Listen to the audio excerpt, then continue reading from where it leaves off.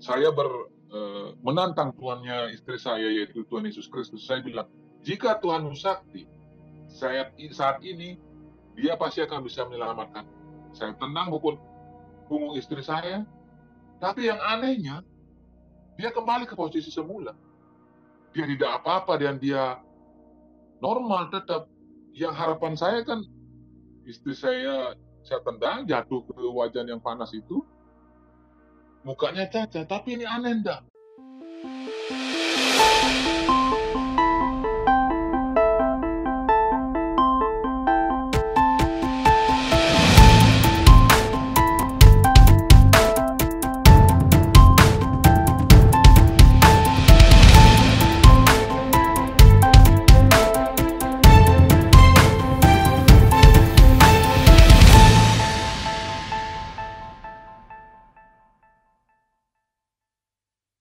Shalom, Om Swastiastu, salam kebajikan bagi kita semua dimanapun kita berada.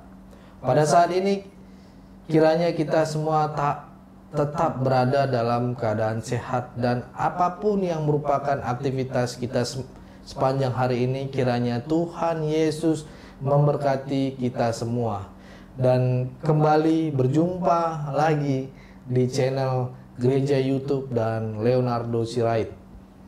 Dengan saya di sini ya, Leonardo Sirait. Terima kasih buat teman-teman, saudara-saudara semua dan juga para sahabat yang sudah mendukung perkembangan channel ini dengan setia, dan kiranya kita tetap menggunakannya untuk menjadi berkat bagi semua orang. Saudara sebangsa dan setanah air Indonesia.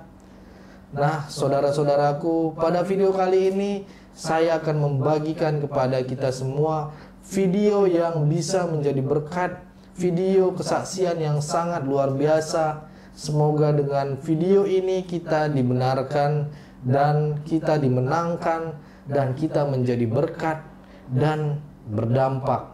Mari kita sama-sama nonton video berikut ini. Sebelumnya perkenalkan, nama saya Dewa Kartika, saya dari Keyakinan Lain. Saya pada tahun 1997 bertugas di NTT, di Dinas TNI Angkatan Darat. Di situ saya mengenal seorang gadis yang manis, yang ramah. Kalau setiap berangkat ke gereja maupun pulang gereja selalu menyapa saya. Jadi dari situ muncullah kami saling jatuh cinta. Kami melanjutkan ke pernikahan. Jadi kami menikah dan istri saya mengikuti keyakinan saya yang dahulu. Setelah kami menikah, situasi hubungan pernikahan kami banyak terjadi perdebatan. Perdebatan mengenai pengajaran keyakinan kami, di mana istri saya selalu menyampaikan bahwa Tuhannya dia itu lebih hebat, lebih berkuasa, membuat mujizat, bisa menyembuhkan orang sakit, terus bisa menghidupkan orang mati dan rela disalib di kayu salib untuk menebus dosa semua manusia. Jadi saya tidak terima karena kepercayaan saya sebelumnya juga menurut saya bagus. Jadi pendapatan di situ. Jadi KDR, jadi saya membuat satu kekerasan dalam rumah tangga. Saya sering melakukan kekerasan rumah tangga dalam hubungan suami istri dengan istri saya. Saya sering lakukan pemukulan, saya sering lakukan penendangan, penjambakan rambut, malah saya pernah membenturkan kepala istri saya di tembok, merendam kepala istri saya jam tengah malam. Jadi banyak sekali KDRT yang saya buat terhadap istri saya. Tapi anehnya, mungkin saat itu sakit, tapi tidak pernah ada cacat gitu. Tidak ada cacatnya, tidak ada lebam yang pokoknya parah. Semakin saya membuat marah, karena semakin terus istri saya menyampaikan bahwa Tuhannya dia lebih hebat daripada saya, daripada Tuhannya saya sebelumnya. Semakin saya membuat emosi, marah, geram, semakin muncul sifat-sifat asli saya yang pemarah, emosi, geram. Satu ketika, di saat saya melihat istri saya sedang memasak di dapur, sudah menyiapkan wajan yang ada minyaknya dan persiapan untuk menumis. Di situ saya melakukan satu tindakan KDRT. Saya menantang Tuhannya istri saya, yaitu Tuhan Yesus Kristus. Saya bilang, jika Tuhan sakti, saat ini dia pasti akan bisa menyelamatkan. Saya tendang punggung istri saya, tapi yang anehnya dia kembali ke posisi semula. Dia tidak apa-apa dan dia normal tetap. Yang harapan saya kan istri saya tendang jatuh ke wajan yang panas itu, mukanya cacat, tapi ini aneh enggak. Istri saya langsung bilang bahwa itu karena kasih karunia Tuhan saya. Dan Tuhan saya akan membalas kamu. Semakin saya emosi. Singkat cerita, terjadi terus pemukulan. Dan tapi tetap istri saya tetap ikut saya karena memang sudah perjanjian kita, ya dia harus ikut saya sebagai seorang suami karena saya kepala rumah tangga, dia ikut saya. Jalan waktu terus pemukulan. Pada tahun 2003, tepatnya bulan Agustus, bulan 4 sebelumnya, saya mendapat tugas untuk berangkat ke operasi militer di Nanggroe Aceh Darussalam. Jadi tempat saya pelatihan itu dekat dengan rumah mertua saya. Jadi saya berangkat, saya latihan di sana, jadi saya sering lah. Saya ke rumah mertua saya, makan, mandi di situ, baru ke tempat latihan. Jadi sebelum mau berangkat, saya penugasan, saya, mertua saya, istri saya, kakak ipar saya, duduk kita dalam berdoa untuk meminta penuntunan dari Tuhan Yesus sebelum saya berangkat ke Nanggroe Aceh Darussalam. Tapi anehnya saya mau ikut gitu. Saya ikut duduk di situ. Mungkin sudah rencana Tuhan Yesus sendiri. Karena saya menantang Tuhan Yesus, saya bilang, saktinya Tuhan Yesus sampai di mana. Di situ di saat berdoa tersebut terjadi saya manifestasi. Cengkraman tangan saya luar biasa, saya terputar keliling itu, keliling ruangan itu. Di situ di bawah alam sadar saya manifestasi bahwa saya dihadapkan di satu tempat yang panang sangat luas sekali. Tapi tiba-tiba itu tanah itu terbelah menjadi dua. Dalam tanah itu keluar api yang itu tinggi. Seketika juga saat itu juga ada bayangan yang sangat hitam, legam, gelap. Dia mencoba mendorong saya untuk masuk ke dalam jurang api yang sangat dalam dan panas itu. Tapi itu satu ketika di saat yang bersamaan juga ada cahaya yang sangat putih dan datang ada menahan saya untuk tidak jatuh ke dalam api tersebut, dalam jurang api yang dalam itu. Dan itu suara cahaya putih yang bersinar putih sekali itu mengeluarkan suara 3 kali. Bertobatlah anakku. Pulanglah anakku dan bertobatlah. Pulanglah anakku bertobatlah. Pulanglah anakku bertobat. Saya sadar, di situ saya sadar, terus mertua saya memberikan saya minum, setelah minuman itu didoakan, saya langsung berbicara setelah saya minum, saya mau dibaptis. Jadi mertua saya, istri saya, kakak ipar saya kaget semua. Apa betulan ini Mbak Dewi ngomong begini? Karena sebelumnya kan saya sangat anti dan menentang. Saya bilang lagi, saya betul Pak, saya mau dibaptis seperti Tuhan Yesus. Jadi karena mungkin belum percaya waktu itu ditanyain lagi ke saya oleh istri saya, sama kakak ipar saya, sama mertua saya. Saya bilang, saya yakin saya mau ditebus, mau dibaptis seperti Tuhan Yesus. Jadi 1 minggu sebelum saya berangkat ke Aceh, saya, istri saya dan keluarganya, kami dibaptis Islam di Kupang, dan saya diberi nama baptisan Immanuel. Setelah itu kami kembali dan saya persiapan berangkat. Pada bulan yang sama, Agustus tahun 2003, saya berangkat sampai di pelabuhan. Saya cuma dibekali sama istri dan mertua saya Alkitab Perjanjian Baru yang kecil. Itu disuruh saya taruh di saku baju dinas saya. Tapi yang bikin saya kagum istri saya nggak nangis saya berangkat. Padahal sekeliling saya satu tim kami berangkat, istri-istrinya pada nice karena waktu itu memang lagi panas-panasnya Aceh, lagi dari operasi militer. Tapi istri saya enggak.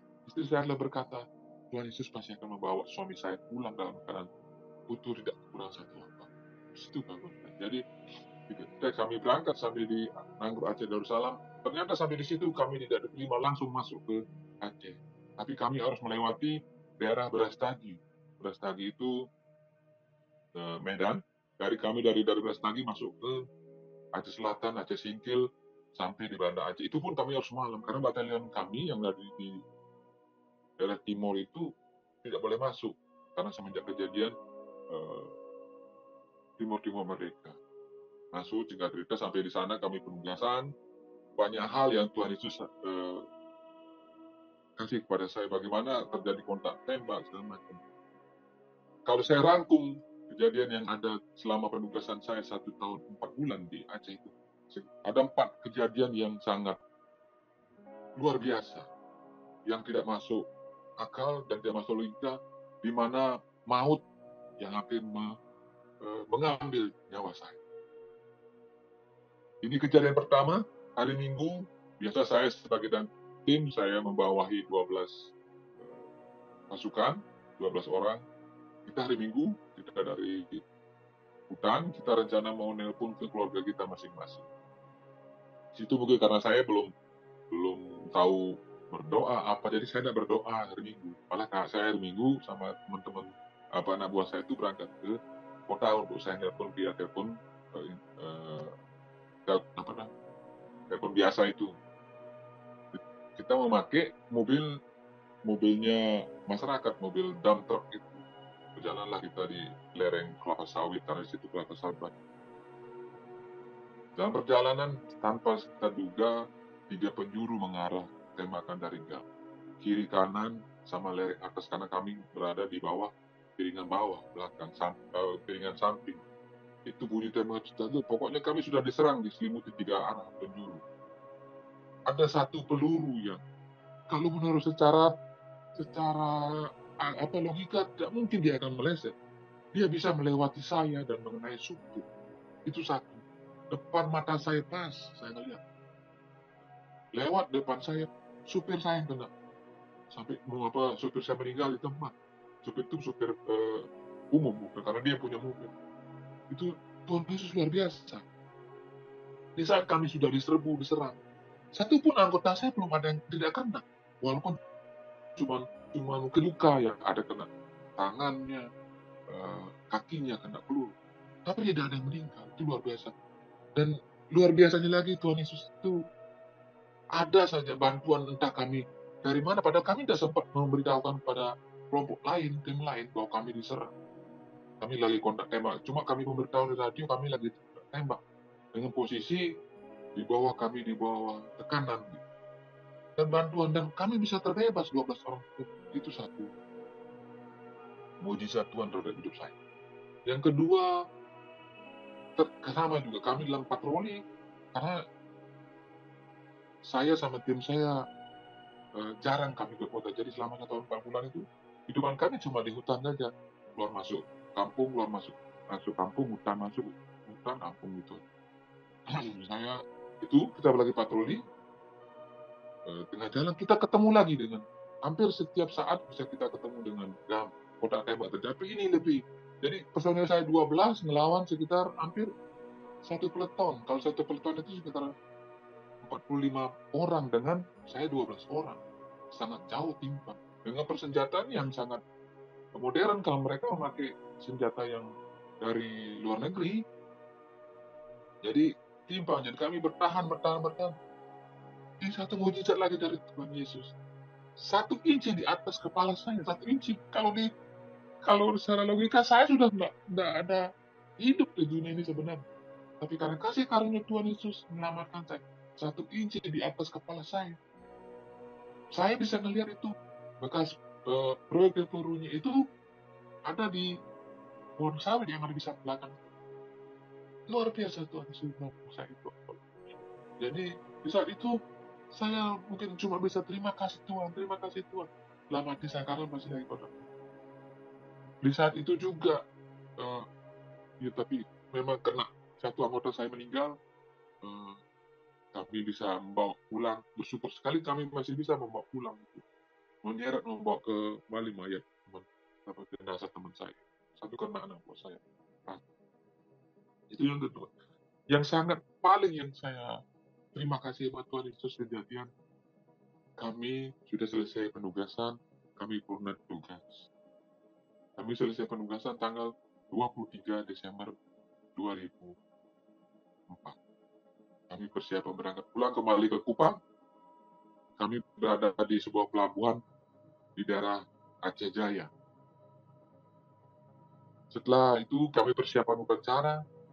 25 kami sempat melaksanakan Natalan di daerah Banda Aceh. 25 sore kami kembali. 26 kami persiapan purna tugas dan akan dilepas oleh Pangdam Iskandar Muda. Disitulah pagi-pagi jam 6 kami persiapan, setelah dibersih sudah selesai, tinggal kami berangkat, tinggal dilepas sama Pangdam Iskandar Muda, dan kami akan menunggu kapal perang untuk datang menjemput kami yang dari Medan. Jam 8 kurang 15 terjadi gempa berkekuatan 8, itu sangat terasa sekali. Goncangan luar biasa. Kami tidak memikirkan bahwa itu akan terjadi hal yang lebih besar lagi. Kami pikir karena di Kupang sering kejadian gempa, udah biasa. Gempa yang kedua kali, dengan mata dan kepala saya sendiri melihat 1 kilo air itu menyurut di pelabuhan. Ikan-ikan besar kelihatan. Masyarakat mengambil turun di pelabuhan ikan. Kami menunggu. Guncangan yang ketiga, air yang itu dahsyat. Sebelumnya itu ada satu, mungkin ini warning gitu ya, warning dari Tuhan lewat seseorang. Dia menyampaikan, tempat kamu bukan sini. Itu pada kami semua, tempat kamu bukan sini, pergilah dari sini. Setelah orang itu hilang, jadi kami pikir biasa saja. Setelah kejadian air naik satu gulungan itu, puji Tuhan Yesus menolong saya pergi, saya lari dari pelabuhan menuju gunung itu sekitar 5 kiloan. 5 kilo saya melepas semua perlengkapan, termasuk mungkin Alkitab itu juga saya tidak tahu di mana. Saya lari sekuat tenaga. Tapi di saat saya lari tersebut masih sempat saya melihat anak kecil. Tapi hati saya bilang, bawa anak ini, bawa. Saya gendong anak kecil ini. Saya lari sampai di atas gunung itu. Jadi sampai di gunung itu saya lepas karena saya sudah gemetar. Saya tidak tahu ini apa artinya kok bisa ada gulungan besar. Ternyata itu tsunami. Itulah satu mujizat Tuhan dan saya selamat. Teman-teman saya ada 6 orang yang kena tsunami. Dia masih melihat ke belakang, melihat apa yang dia bawa. Kalau dibilang materi, banyak materi kami tinggal termasuk. Tapi Tuhan Yesus bilang jangan melihat ke belakang. Jadi setelah itu kami selamat sampai di sana. Lagi-lagi mujizat Tuhan. Di saat itu kejadian kami bisa bersama-sama dengan GAM. Kami bawa senjata, GAM bawa senjata. Tapi kami dengan mereka, dengan GAM tidak sama sekali saling untuk membunuh. Karena kami merasa, buat apa lagi kami membunuh? Kami sudah makan, kami tidak ada makanan, mayat bergelimpangan. Jadi 3 hari saya makan dengan cuma air yang bekas dari toko-toko yang sudah hancur, minum air saja. Kami pikir, dan saya berpikir juga saya tidak akan kembali ke kampung, ketemu sama istri dan anak saya. Karena pelabuhan hancur, dan kami tidak dapat informasi, terputus komunikasi.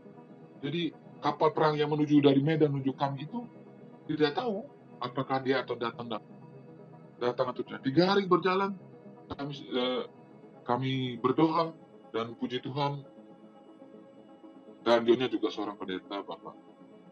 Seorang Kristen, bukan pendeta, maaf. Seorang beragama Kristen, dia selalu berdoa buat kita dan mengajak kita untuk berdoa. Walaupun saya tidak tahu berdoa waktu itu karena baru saya mengenal Tuhan Yesus. Dia selalu berdoa bahwa kita akan kembali dengan izin Tuhan Yesus Kristus. Itu yang saya benar, tanggal 29 kapal dari Medan Lawan datang. Mereka bilang, kami juga tidak tahu apakah bisa nyampe di Aceh Jaya. Ternyata kami bisa nyampe. Dan kami harus naik lewat kapal tongkang, nyampe ke tengah, kami tidak bisa sandar, tapi naik semua, kami berangkat. Di dalam perjalanan kami menuju Kupa juga kami selalu berdoa. Oh, terima kasih Tuhan, tolongan Tuhan itu tidak terbatas buat saya. Saya cuma bilang Tuhan terima kasih. Karena saya belum bisa berdoa.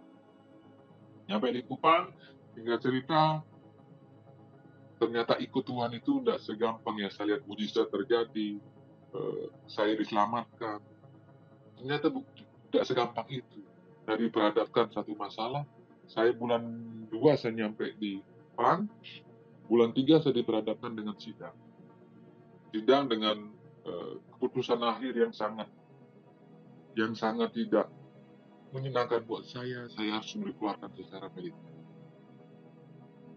Orang-orang yang ada di batalion saya tidak pernah mau membantu, walaupun dengan saya sudah membela negara dengan segala macam. Jadi saya dihukum 1 tahun 4 bulan, saya di penjara dari POM di Kupang sampai di POM di pusat, POM di pusat Kupang, terus dibawa saya karena sudah turun pemecatan, saya dibawa ke lapas umum di Bengkulu. Tapi kembali istri saya menguatkan, jika memang ini jalan Tuhan, kita terima. Istri saya selalu menguatkan. Dalam masa hukuman saya di lapas umum, lapas Bengkulu, Kupang, terjadi lagi mujizat. Banyak terjadi mujizat buat saya. Selama 1 tahun 4 bulan, muka saya hancur, borok gitu. Tapi istri saya datang menjenguk, dia membawakan minyak lantai, ya, minyak goreng itu. Dengan berdoa saja, muka saya sembuh kembali normal. Begitu juga karena di sana airnya kapur, jadi saya kencing tidak bisa. Sakitnya tidak apa, kencing tidak bisa sampai saya 2 hari saya tidak bisa kencing. Ginjal saya kena. Jadi darah keluar dari tempat saya untuk kencing, darah yang keluar. Sakitnya minta ampun. Tapi istri saya datang dan berdoa. Puji Tuhan, sampai dibawa ke rumah sakit. Setelah itu sembuh, dibalikan lagi saya cuma sampai di rumah sakit saja. Terus saya berdoa sampai sana, berdoa saja sembuh. Dia normal langsung habis itu. Saya buang airnya langsung normal. Itulah mujizat Tuhan di saat saya di penjara 1 tahun 4 bulan. Tapi ternyata dengan kejadian itu timbul kepahitan di dalam tubuh diri saya. Ketidakpercayaan sama Tuhan Yesus. Saya selalu bilang, mana Tuhan Yesus? Mana Tuhan yang mau menolong saya? Saya sudah selamatkan, saya sudah mengenal Tuhan Yesus, saya sudah mau gitu. Tapi kenapa dia harus begitu? Saya kepahitan. Itu berjalan waktu. Malah setelah saya keluar dari penjara, saya ke Bali. 2006 saya ke Bali. Dan saya ke Lombok. Istri saya datang, saya cari pekerjaan baru. Saya dapat pekerjaan baru. Kekerasan dalam rumah tangga sering terjadi. Lebih lagi malah. Ini bukan ke istri saya saja, tapi kepada anak saya. Banyak kekerasan lagi terjadi. Jadi hari demi hari kekerasan, tahun demi bulan demi kepahitan terus dalam tubuh diri saya bahwa Tuhan itu tidak adil. Tuhan itu tidak adil terhadap saya. Coba Tuhan menangkan saya dalam kasus itu. Tidak mungkin saya harus begitu. Dalam waktu kami mengontrak, tidak punya rumah, kami bergumul untuk, walaupun saya kepahitan, tapi istri saya selalu menyampaikan kita bergumul, bersyukur saja. Pasti Tuhan akan memberikan jalan keluar. Kadang saya masih membantah, saya keras kepala bahwa tidak, saya tidak mau gereja. Saya tidak mau gereja, berapa tahun saya tidak gereja. Jika tidak terus itu kejadian KDRT kepada anak saya, sampai anak saya yang 3 lahir. KDRT terus berjalan. Sampai yang kecil itu masih sempat mengalami KDRT. Anak saya nomor 1, nomor 2, nomor 3. Berjalan waktu terus, sampai pada tahun Corona muncul, 2021. Di situ Tuhan mengubahkan itu. Pada bulan Maret saya positif corona, saya harus dirawat, tapi saya tidak mau dirawat di hotel. Saya harus bilang saya ke tempat saya kerja, saya mau dirawat di rumah. Di situ istri saya yang saya aniaya, anak-anak saya yang sering aniaya. Ternyata mereka yang mau dekat dengan saya, yang mau dekat dengan saya dengan apa, mendoakan saya, mau mau merawat saya. Mereka dekat. Malah teman-teman yang seiman dengan saya yang di gereja saya tidak peduli, takut mereka karena corona. Jadi di situ Tuhan mengubahkan saya bahwa dengan doa anak dan istri saya, Tuhan Yesus mengizinkan ini terjadi untuk mengubah hidup saya, untuk mengubah karakter saya. Dan kalau tidak lagi saya emosi, tidak lagi saya temperamen tinggi, tidak lagi saya menggerutu, tidak lagi saya untuk menyalahkan Tuhan. Di situ setelah saya bulan Maret, April, Mei, 3 bulan saya mengalami corona, saya sembuh. Tes terakhir swab saya bilang saya negatif. Jadi di situ Tuhan mengubahkan hidup saya. Jadi saya diajarkan sama berdoa, saya bisa bersama istri saya bisa membuka mesbah doa berkeluarga, sekeluarga. Saya rajin ke gereja karena Tuhan sudah mengubah hidup diri saya. Bahwa saya tidak perlu harus menyaksikan kasih karunia Tuhan. Karena Tuhan sudah menebus saya, sudah menyelamatkan hidup saya. Jadi saya hanya cuma bersyukur bahwa Tuhan itu baik terhadap saya.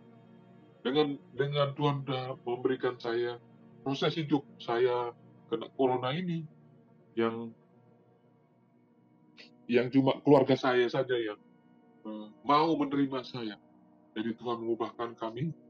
Puji Tuhan, saya walaupun lewat anak saya yang pertama, saya mendapatkan KPR BTN. Walaupun dengan KPR subsidi, tapi kami bersyukur 20 tahun penantian kami untuk kami memiliki rumah, tidak kami menumpang di pengontrak orang yang rumah tidak layak. Di situ pemulihan terjadi, walaupun kurangan kami untuk gaji saya kekurangan, tapi Tuhan memberikan selalu hari demi hari berkat jasmani dan rohani. Tuhan lalu mengajarkan saya lewat istri saya dan anak saya bahwa buka mesbah keluarga, bersyukur, cari dulu kerajaan Allah, pakai semua kalian dengar. Dimana sebelumnya saya tidak begitu, jadi saya ingin instan. Bahwa saya sudah mengenal Tuhan, saya harus mendapat pertolongan. Di situ enggak. Jadi baru saya ngerti dan sadar bahwa rancangan Tuhan terhadap hidup saya itu indah.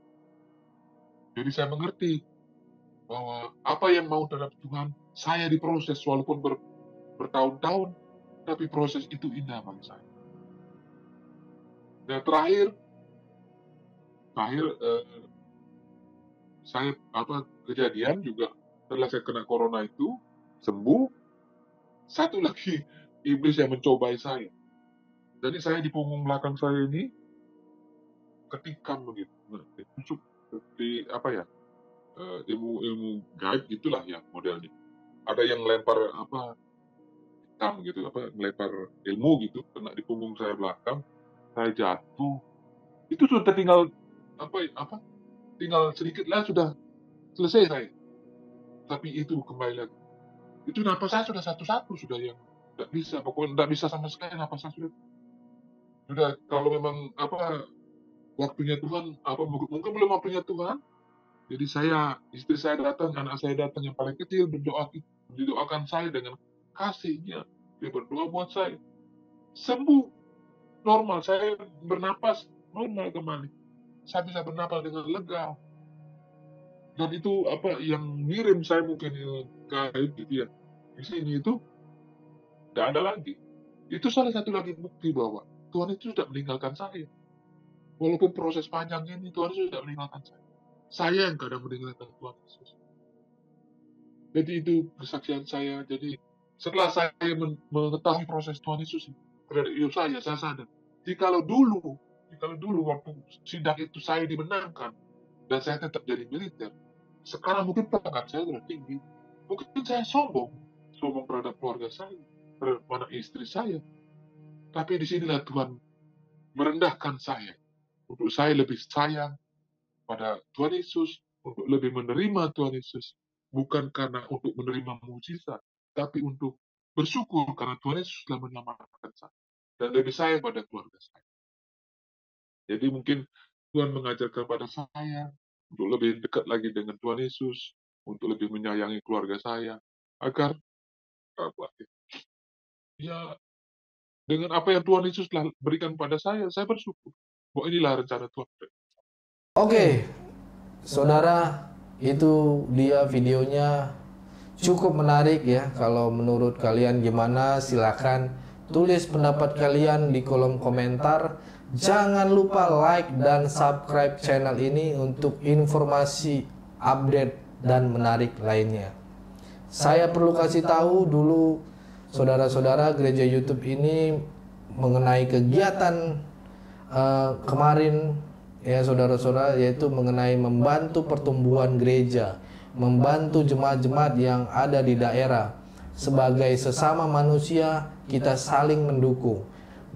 Terima kasih bagi Bapak Ibu semua yang sudah dukung kegiatan pelayanan kita, yang sudah ikut mendoakan atau namanya ikut berdonasi. Tuhan berkati saudara-saudara.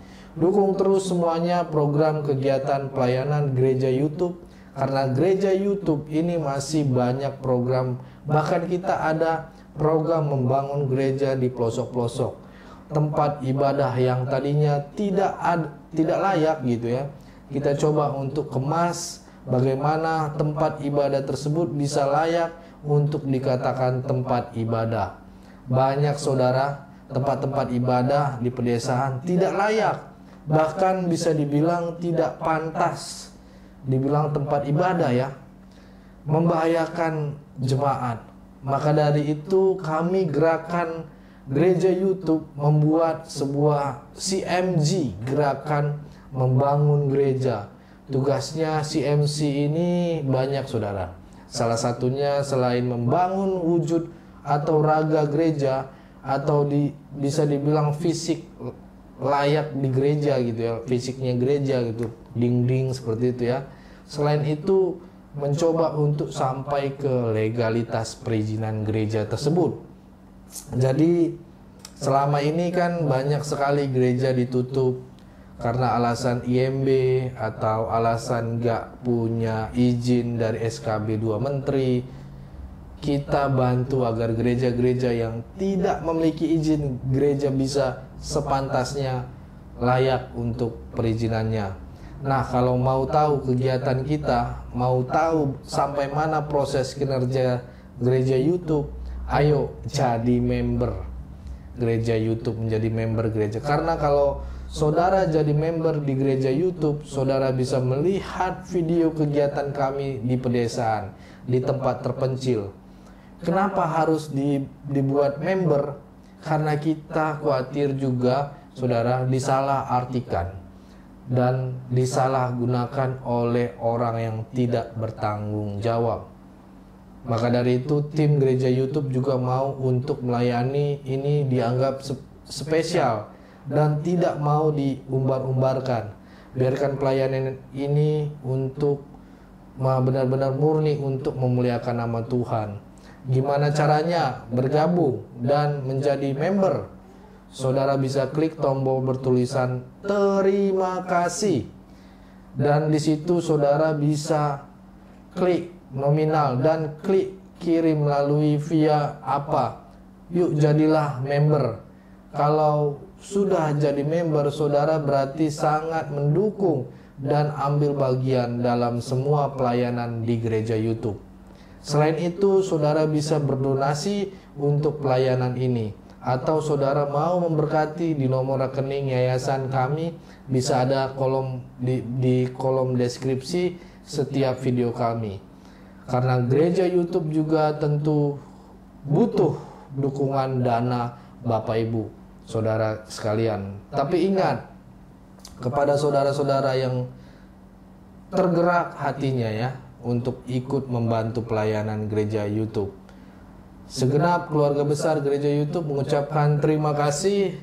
Tuhan Yesus memberkati.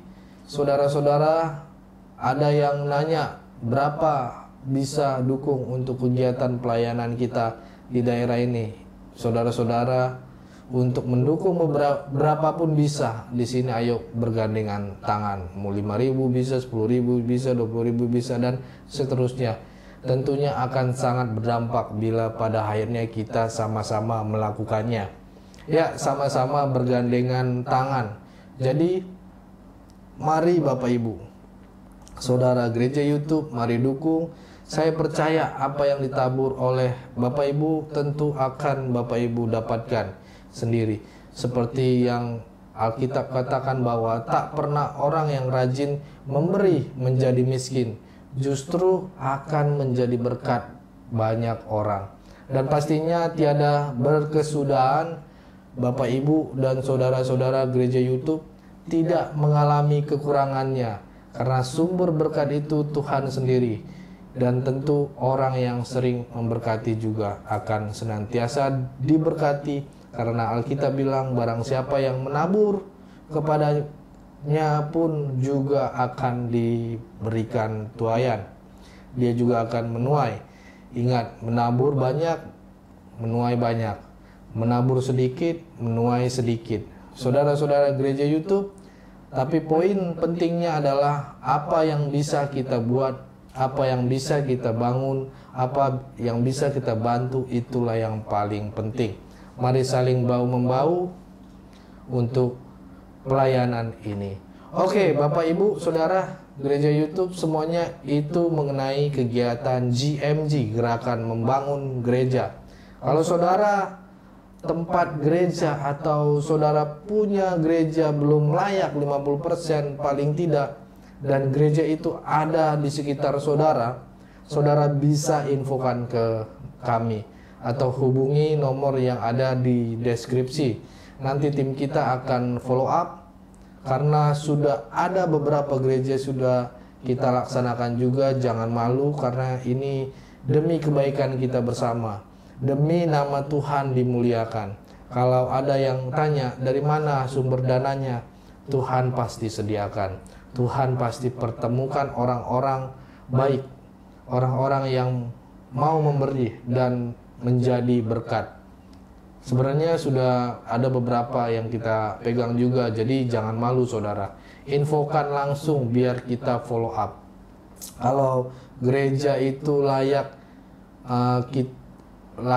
kalau gereja itu layak, kita juga senang ya.